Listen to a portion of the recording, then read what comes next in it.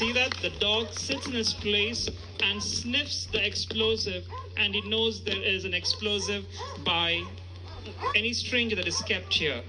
That's the explosive, guys.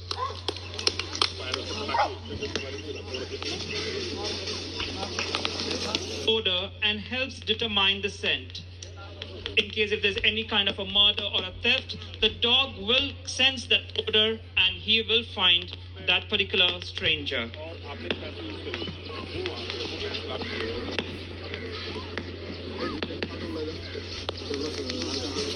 I would request kindly everybody to be seated.